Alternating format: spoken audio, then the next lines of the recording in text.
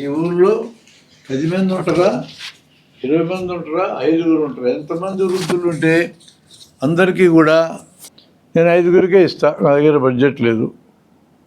ఒక దుర్మార్గమైన మనస్తత్వాన్ని మనము ప్రోత్సహిస్తున్నాం. ఇంకొకటి చస్తే బాగుండు, ఆ ఛాన్స్ నాకు వస్తే బాగుండని. Same applies everywhere. అర్హత ఉన్న వాళ్ళందరికీ దేశంలో పని ఉండాలా? 10 ఉద్యోగాలకి 1000 మంది పోటీ పడ్డారంటే ఎలా ఉంటుంది?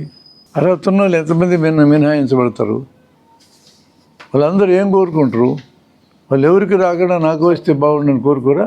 How a great India can be created with that mentality.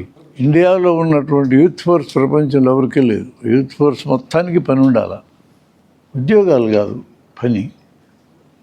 ఉద్యోగాలు అందరికీ ఇవ్వటం కుదరదు. పని అయితే అందరికీ ఉండాలి. పని చేయగలిగే వాళ్ళకి పని ఉండాలి.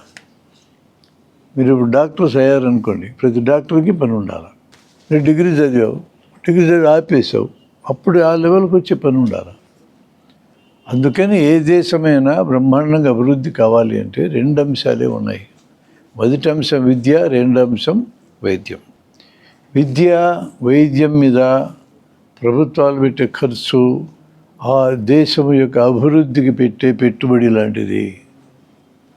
అది ఎక్స్పెండిచర్ కాదు, ఇట్ ఈస్ ద క్యాపిటల్.